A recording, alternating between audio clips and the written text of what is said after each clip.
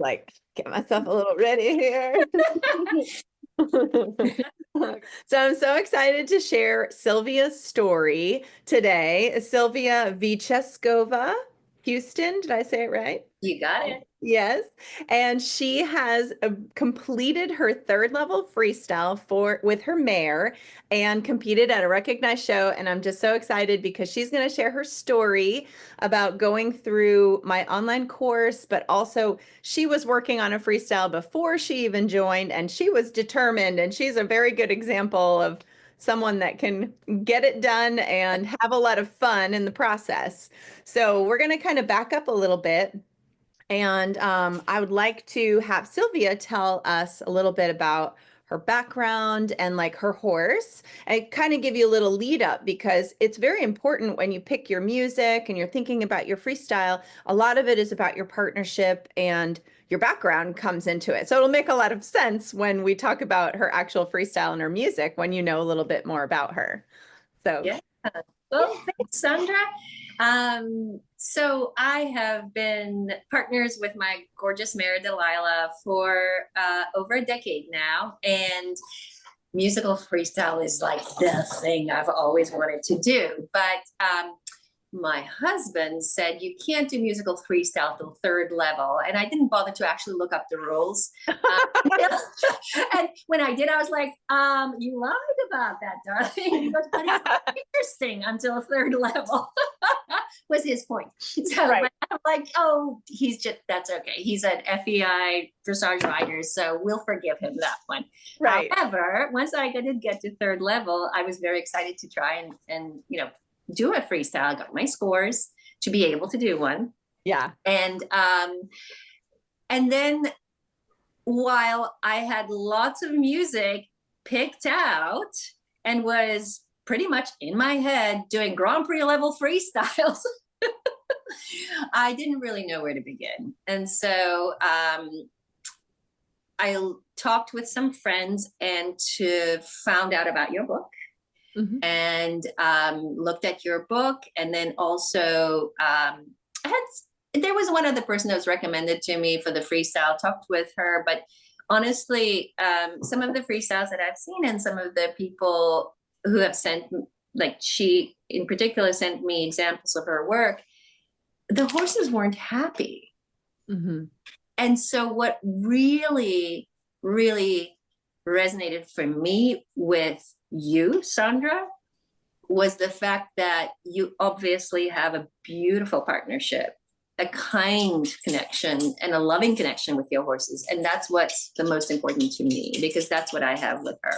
She has forgiven me so much, and I've learned along with her. Mm-hmm. We haven't ridden at this level. I haven't ridden at this level before. I can pretty much stick to most things, but as far as the finesse of dressage at the higher levels, no, I haven't done it before. And so she and I have learned together, because I got her as very green, young 4-year-old. And what's her breed? I'm trying to remember. She's 3/4 Dutch warm blood by Sir Sinclair, and a quarter thoroughbred, and takes very much after the thoroughbred. So she's super active. She's very elegant and very light. Yeah, she is the temple dancer. Very lateral work is quite easy for her, but strength is something that we really continually have to work upon. She's super sensitive, so not only she's not an easy quote unquote horse, but that's what has taught me so much with her. And going back to the freestyle, she actually, her tempo works really well with some of the music that I really enjoy. Mm-hmm. And I love dancing. And I love dancing to techno music. And I dance music. And so we were able to do our trot work to that. And it was just so much fun. Yeah, it kind of cut out a little there. I just want to repeat that you said techno music. Yes, techno. Like dance techno, like kind of that you go out and have fun with your friends kind of thing. That's right. That's right. Mm-hmm. Yeah, but then your background as a yoga instructor, tell us a little bit about that. So I have been a yoga instructor for over 25 years. I was in graduate school. I started practicing and teaching way back when yoga was taking off in the US, and uh, studied in India and studied with a number of really wonderful teachers in the US as well. And I have been practicing and teaching since that time, along with my career as a professor of biology. So the background that I bring with from biology and then the biomechanics of the yoga, this is something I really was able to then bring to my writing and to my teaching, specifically of equestrians, teaching yoga to equestrians, because I understand what we need.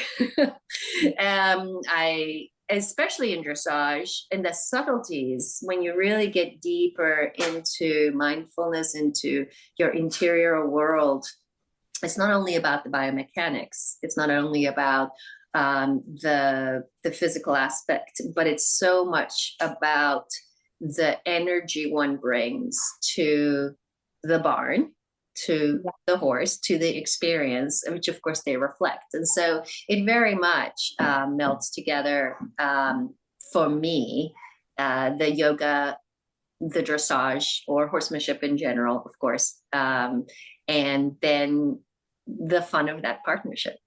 Yeah. Yeah. That was so cool when she was started in the course and we're going through music and stuff, and some of your first music, it was like you had all these really cool songs, and a lot of them were, it basically was a yoga theme. And so it was really fun to see it come together, because it's so cool, because everybody kind of picks something completely different, and to see it come together, and that usually your instincts for your horse are usually right. Like I haven't really had anybody in there yet who's like, I'm like, ooh, that's really not matching your horse at all, right? Most people, I'm like, oh, well, I don't know about that. And then I watch it, I'm like, wow, that really does work. So I think we kind of on a subconscious level kind of know, our horse and how we blend together in our personalities. So I think it was really fun to watch kind of it come together. And Sylvia was or is the most dedicated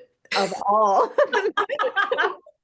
Because I do the live calls every 2 weeks, and I think you went what did you miss? Like one or two out of We were in Europe. We were in all year. I mean, like literally all year. So every time I'd hear from you or you'd be on the call and you were like making progress and you're doing your homework, and I was like, she's gonna do it. Well, that's the key, Sandra, honestly. I mean, that is, I do have a little bit of a obsessive compulsive personality when it comes to something. No, just kidding. It is very much like, once I've decided I want to do something, I'm very persistent.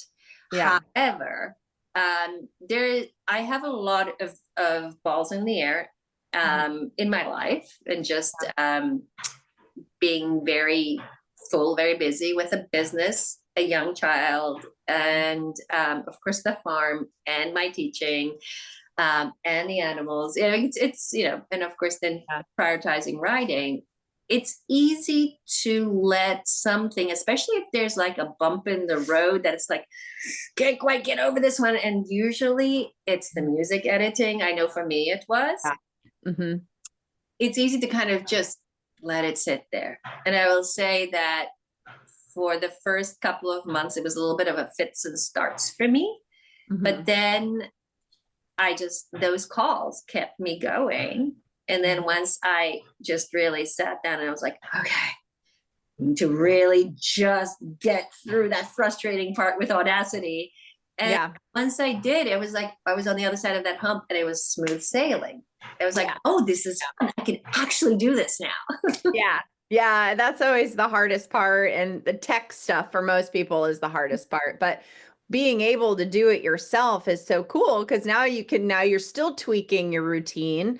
You're changing your choreography a little here and there, because you're getting feedback from the judges and from going to, like, you did a clinic, and like and then from us in the group, like you're like, I'm really really sure about this. And then we kind of play with it and then you Yep. change it and you can go and smooth things out or speed things up and add things. Whereas like when you work with a professional designer, it's not going to be so fast. And you're also sometimes it's going to get lost in translation a little bit or just cost too much. So it's really cool to be able to have that skill because now you can create whatever freestyles you want. Well, to your point, Sandra, on Friday, we had our very first debut at the show of the freestyle.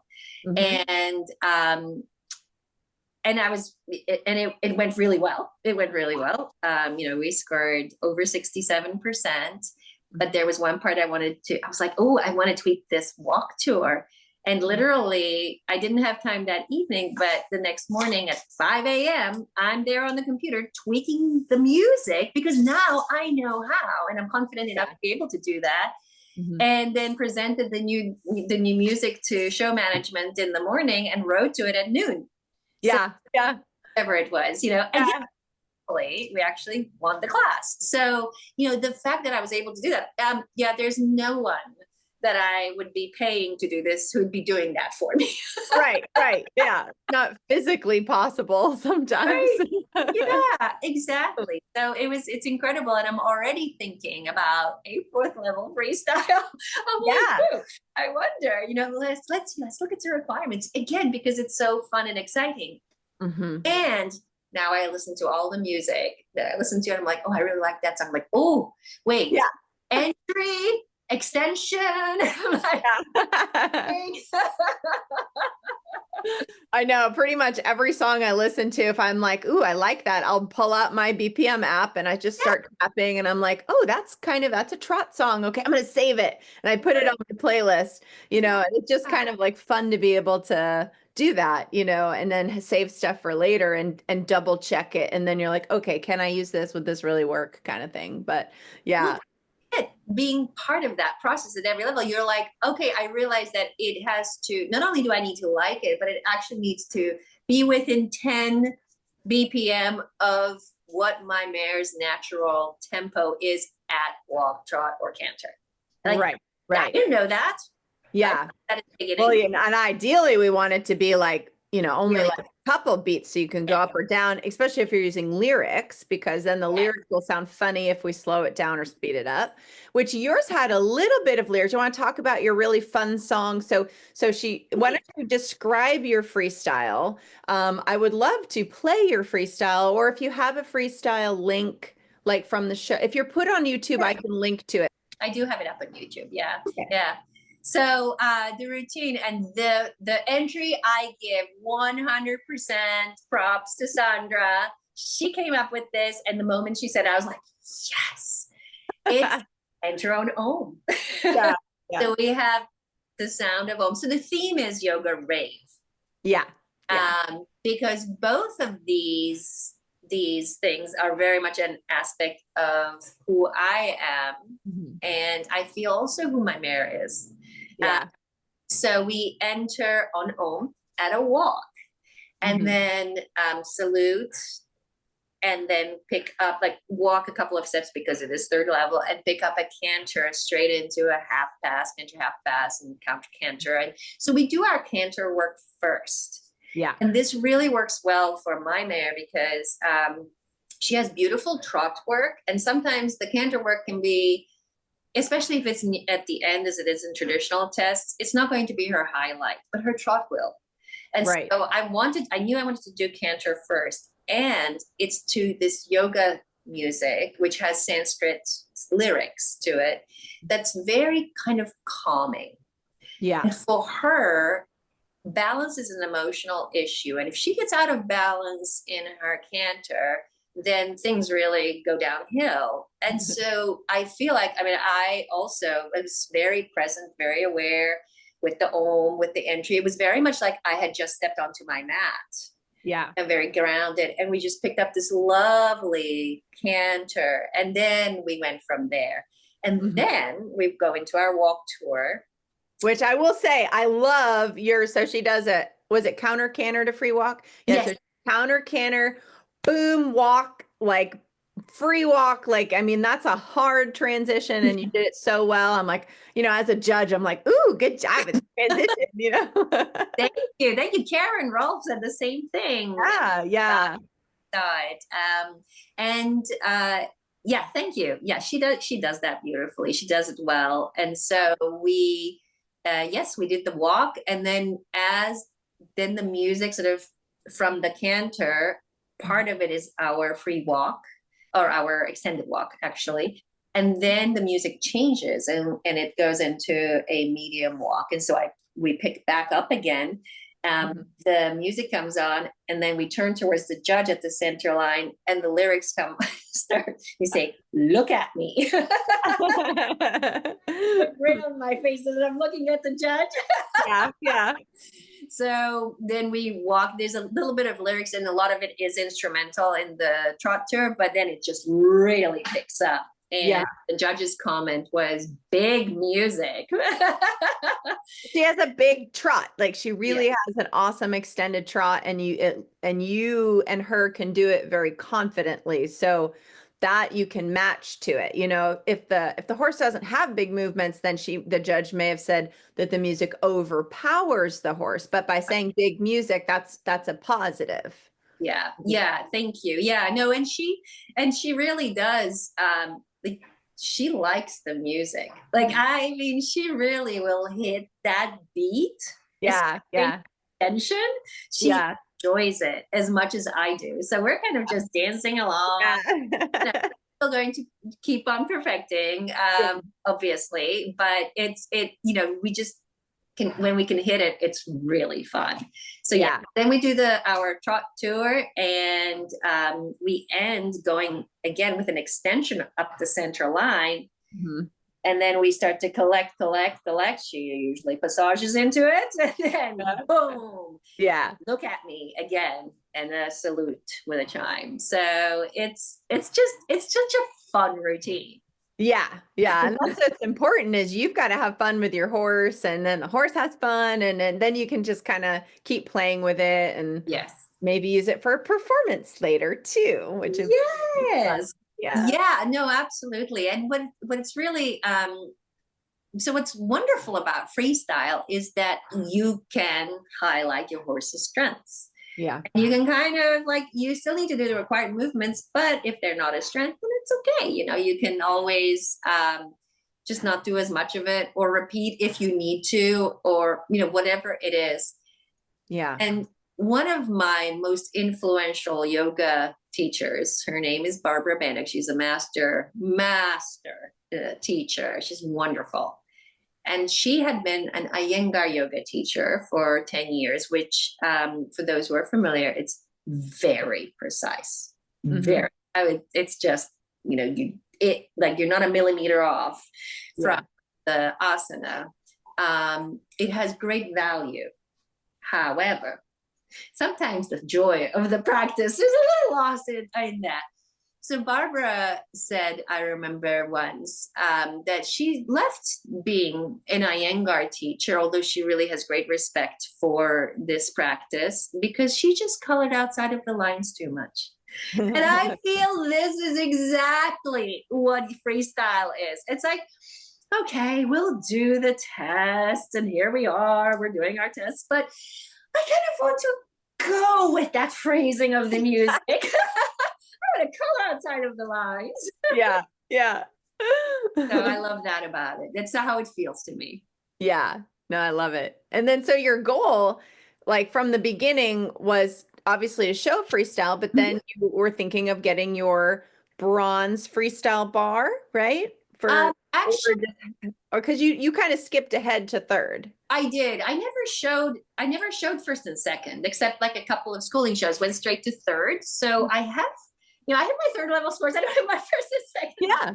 Well, it's funny. I actually have other professional friends. I'm creating a first level freestyle for a Grand Prix rider right now because she has everything else. And she's like, I'm actually missing 2 first level scores. I'm just going to take my nice horse and go down to first so that she can have all of those, because so the USDF Freestyle Bar is first, second, third, and then silver is fourth. So then you can work on fourth, and then gold is intermediate and Grand Prix. So so that's really cool. And it's not like on a time limit, so you can save it and add it later. Or if you ever were really inspired, you could go back, like Susan in the group is taking her third level horse down and scooping up all those scores, you know, just so she can have that. So it's pretty fun. It's just a nice accomplishment. But are you trying to qualify for regionals? Do you do things like that, or what are your plans? Yes. So my plans are with this. I would like to qualify for regionals. So we need to do a different show, but we already have one of the scores. Gotcha. Regionals for the musical freestyle, which is so fun. Yeah. And then my intention is actually silver next, and then we'll keep going as far as we can go.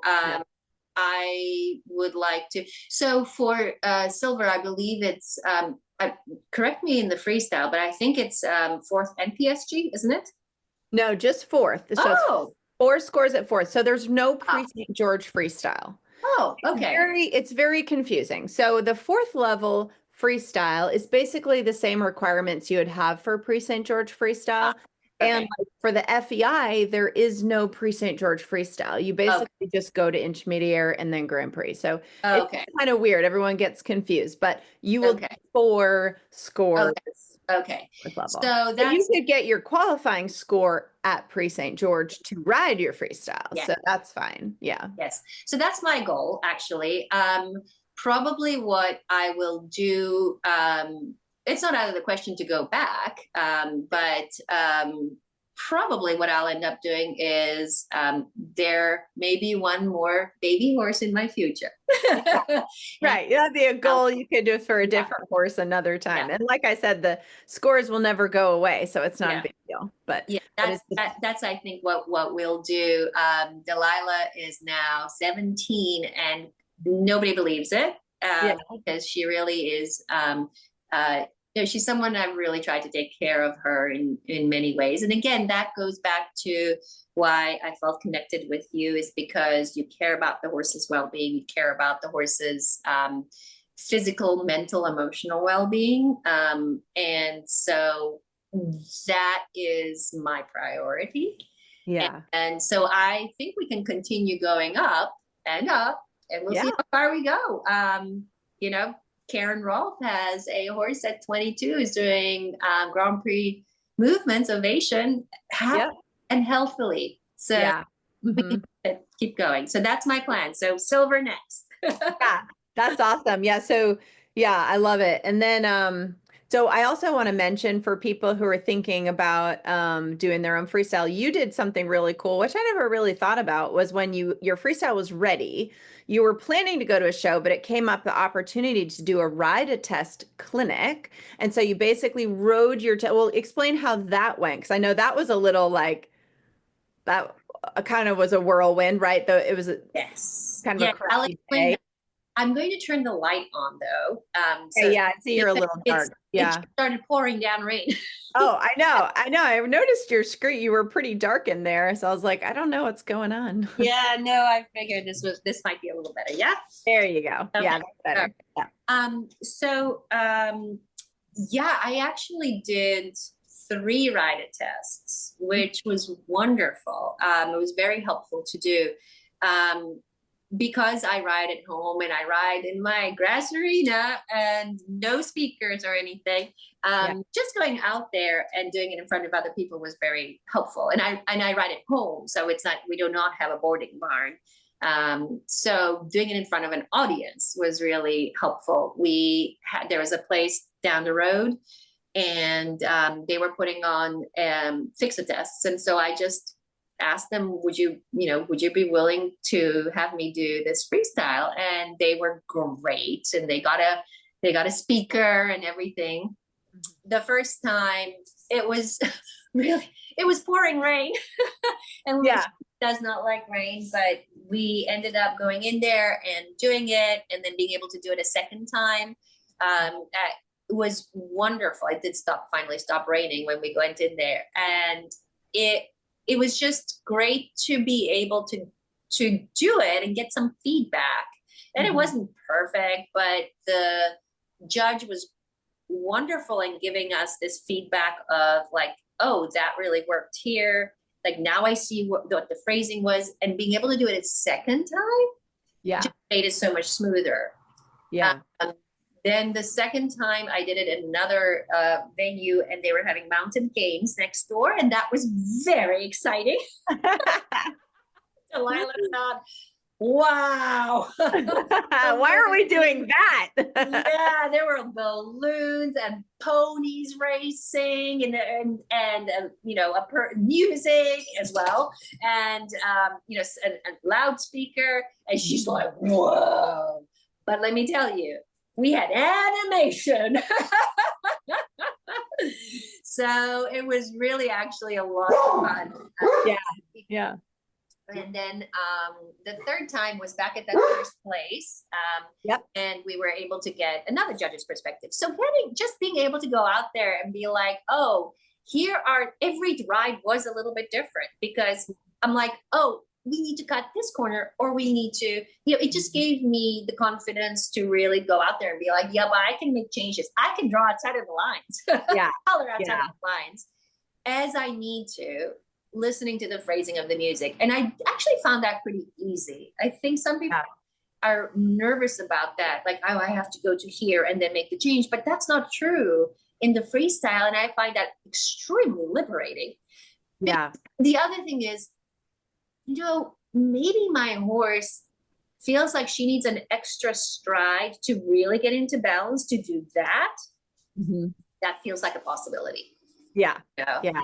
So well, also, like, for somebody to do their own freestyle, you know your music and you know the transitions. And so sometimes what happens if I create a freestyle for somebody, like a custom freestyle, they don't know the music that well. So sometimes the transitions, almost if I make them too smooth, they won't kind of know. I can hear it because I'm like, oh my gosh, that's so obvious because I blah, blah, blah, you know, because you know where you did the changes. So the benefit when you go to ride at a show is you really know the music because you're in complete control and you've heard it over and over and over again and watched your horse. So you know exactly what movement you're supposed to be where in the arena. So it's a big advantage in a way. And then, you know, if you're doing a high level competition and you're, you know, the editing takes a long time to get good at, and like doing it on Audacity is perfect for showing. But like say you're going on CDI or something like that, you're going to want to have somebody that can actually kind of probably more compose the music or add layers to give it a little bit more depth and you know, professional editing. But you don't need to do that until you're way at that tippy top level. I mean, you can do everything yourself and it still sounds great and you can play with it and it's just so much fun. So I think it's a great thing a great skill to know for sure. I agree. And you know, once I decided I really need to figure this Audacity thing out, it actually didn't take that long. Yeah. You know, it really did. It was just like a couple of quirks, and there isn't any real guides to that, strangely enough. But just figuring out that, oh, you need to split the clip and then you can do this, you know, you can hide part of it, or you know, the fading in and out, the cross fading is a little tricky because Audacity will like mush things together sometimes, and you're like, that's not what I wanted. Undo. Yeah. But that's just the part that takes a longer time. But the actual like figuring it out, it was okay. It's like if you're willing to go, I can hear your thunder. I'm outside. I'm so glad I have the girls in.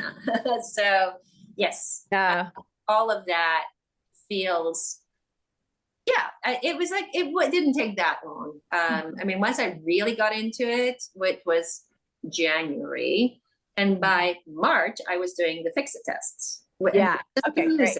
That was just the music. That took a while. That's with a full-time job and a kid and a horse and you know, I mean, you know, when you really I try to keep track of my hours now for people. So I have a better sense of how many hours did this actually take? Because sometimes I don't, you know, I'll just work on it and whatever. But when you actually add up the hours, especially with the editing. It, like if you set up your choreography well and you know the music and you're actually kind of following the music a little bit, the edits, once you know what you're doing, can just, they take like 3 or 4 hours and then you Yeah. keep tweaking, Yeah.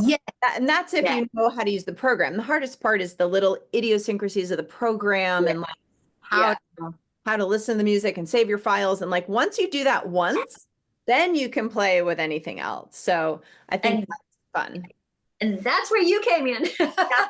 I mean, that's Yeah. so great. I was able to go back in the course and be like, okay, wait, hold on. This particular show needed CDs. I'm like, oh, wait, hold on. There's a part on this Yeah. Yeah. in the course. And also like these special ways of saving things to a CD so that it plays in this particular device, right? Like Right. all of those things. I don't know Yeah. about that, like Yeah. wave files, MP3 files, like why, which one, when. So all of that, this course was fantastic for that. Yeah. So more than like with choreography, I would say your book. Like your book is how I did my choreography. I just took the book and read all the stuff. Like you lay out, if your horse does this well, then here are some possible movements at the trot or the walk or the canter. And if not, like here's some ways you can kind of do it, but not highlight it. Like all Right. of that, Right. that's gold. Yeah. And that's how I made my choreography. And once I edited the music, I wrote to it, and then I kind of changed my choreography a little and edited the music a little. So there was that messy process in there, but again, Yeah. it was okay. Like it wasn't painful. No, it's fun because you'll find like if you make the choreography first for your horse, which is I always you tell people try to create your like perfect test, right? But then when you go to listen to the music, you're like, ooh, the music really goes to an extended canter before I feel like it goes to, and instead of chopping it up, change your choreography Yeah. so the music flows better. And that's what they mean by phrasing, is that your movements match the ebb and flow of the music, which is kind of hard sometimes to match if you're really just chopping up the song to match the routine. The best routines, it's more of like you listen to the music and you're almost like creating the choreography to go with the music as much as possible and then blending the rest together.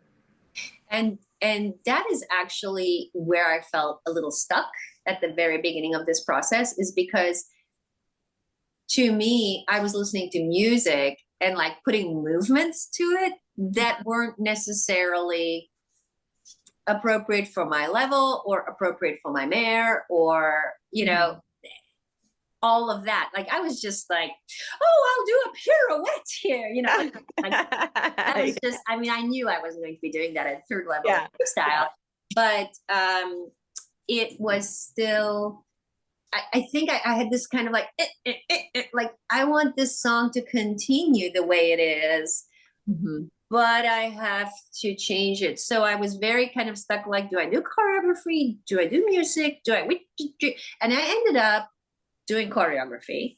Yeah.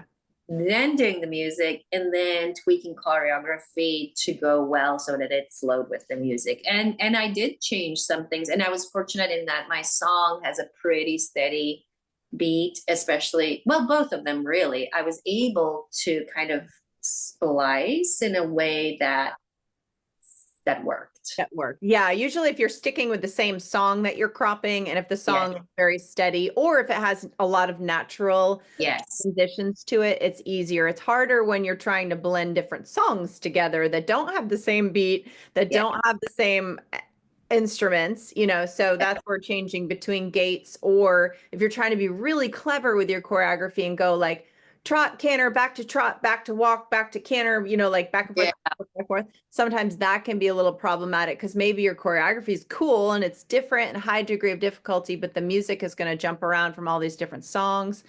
And if they're not from the same album or artist or instruments, they're going to sound a little funny. So it's kind of like, everyone can, it's more of like just starting. And then like when you hit a wall, figuring out how to get past that wall. And once you do, whoosh, it's like easy. Yes.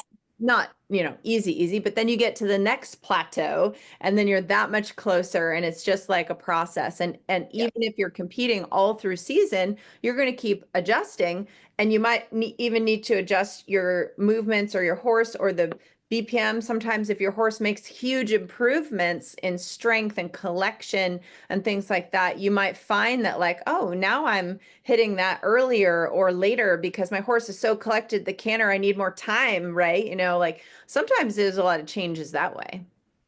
Yeah, no, that's a great point because I'm seeing like actually a lot of development now in with the work that we're doing. She's getting stronger, she's getting more collected. So far we've managed to make it work. But I mean, I actually made some dramatic changes that I tested out in those fix-it tests in the choreography where I had the half pass, two straight counter canter, and then half pass coming away from the judge versus half pass counter canter at the far end of the arena to another half pass counter canter at the away from the judge. So on one side of the arena and towards the judge versus further away from the judge, and that's kind of like a big difference. But I was testing out stride and how long does this take when she's more collected versus when she's more forward.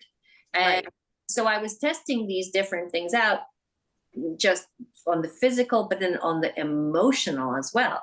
Like, where is she more settled, more with tempo? So, again, that messy middle was in there and it was totally fine. It was just something that I would say, don't hang it up for like a week, like keep working with it. Yeah. Because you'll forget otherwise. You're like, just stay with it, like commit to it at that point, and then you get past that. Yeah.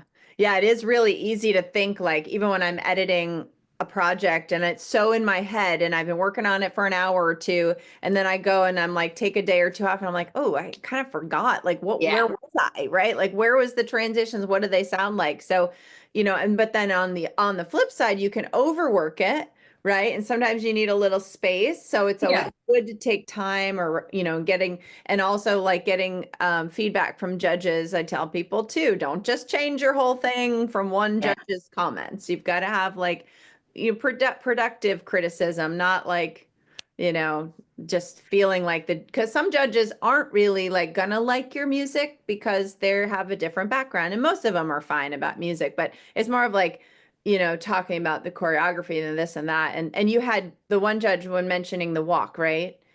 Actually, you were working or what were your comments? There were one judge mentioned that part of my trot work was a little bit too test-like, but nobody else has said anything about it. And that was just, there was a shoulder in across central line to shoulder in, which is actually a fourth level part of the fourth level test, but it worked. Yeah. And nobody else mentioned that. That was in one of the fix-it tests. And another judge mentioned the walk and said, well, maybe you should be doing something where I can see your walk better. It was the medium walk towards the judge. So, right. But I really like that. I feel like it adds to the story that I'm telling in my freestyle. Yeah. And nobody else has mentioned that either. Yeah. So I'm still tweaking the walk, but not because of that. I'm tweaking the walk because I really want to find just a good way to do that. Not free walk, extended walk to medium transition with the music. But so just one judge, and now I've shown it in front of 4 different people. So if there was going to be a consensus, then I think your point, maybe something needs to be changed, but everybody has loved the music so far. Yeah. No, that's what's really fun too. So, and your scores have been really pretty consistent, and it's good because like you've obviously set up your choreography that you can still score well technically too. Because that's the other thing is someone makes it too complicated and then their horse gets tense. You're going to lose a lot of points if your technical scores are kind of, so you want to make sure you're able to really ride your horse to the best of your ability. And then once your freestyle aspect is good, then you're just trying to raise your score by really riding the technical as best you can. So yes. And that's exactly what I'm working on now, is trying to improve our technical scores. and yeah, and just continue to enjoy the process. I love it. I love it. Well, we probably shouldn't talk too long, but Yeah, I wanted to throw a little in there. Like I know that you do. I'll share the link to the yoga, to your yoga thank page, you. because it teaches yoga lessons for, and also is good for equestrians. And then you also had mentioned before that to me that you sell saddles, the Somer saddles, and Yeah. you're in Ocala. So anybody who's listening in Ocala, her and her husband will can fit the saddles.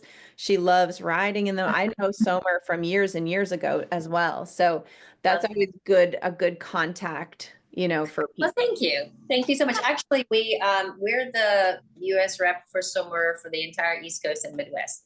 And Wow. Hawaii, and we've got customers in Hawaii and even further out. So yeah, no, we do the whole we do the whole pretty much the whole US. Wow. My That's husband great. travels a lot, but mostly it's East Coast, and he also does with his tracings, fittings. But yeah, I love the swimmers because and I love it the combination with yoga. So I teach exclusively yoga for equestrians Yeah. because as a rider, I know what we need. But also these talking about wanting to really help one's horse, these saddles move with the horse. But to move with the horse and allow the horse's back freedom to move, you have to be able to do that too. Yeah. So I'm constantly working with my students on core strength, especially abdominal strength, because so many people have tight backs, on releasing the hips and on allowing the core to move without the shoulders tensing up, right? But just being present, paying attention. And it's not like I'm perfect. I'm constantly working on that stuff too. Yeah. And that's why I love to think of dressage as yoga for horses. And it's a practice, right? So we're always practicing. Right. Always practicing. Yeah. So that's yes, that's it. Thank you. I'll have the links below and then a link if you have a link to your freestyle, share that too. And then she's also Sylvia's in the freestyle Facebook group, which I'll have a link down below. And so if anybody ever wants to reach out and ask her questions, you can find her on Facebook through the group too. Yep. And I know Sylvia's happy to help other people as well. Absolutely. Yeah. Background as a teacher, I hope people are inspired. That's what I always wanted to do when I teach, like whether it's, when I was teaching as a professor or as a yoga instructor, it's like I want people to be inspired, to be empowered. Yeah. That is that piece for me is I want to empower others with what I can help them learn. Yeah. And I feel like that's what you're doing. So thank you, Sandra, for that. I love to just help people reach their goals and their dreams. And, I don't know everything about freestyle at all, but I'm still learning. And then I help other people. And I just love seeing everybody else do it too, because there needs to be more people sharing the nitty gritty, the in between stuff. Because usually you only see the finished product. You have no idea how someone got from there to there. So yes. And you make it fun. Yeah, we have lots of fun. Thank you, Sandra. I actually like to hang out with my client friends, right? That was great. So awesome. And I hope everybody liked hearing Sylvia's story.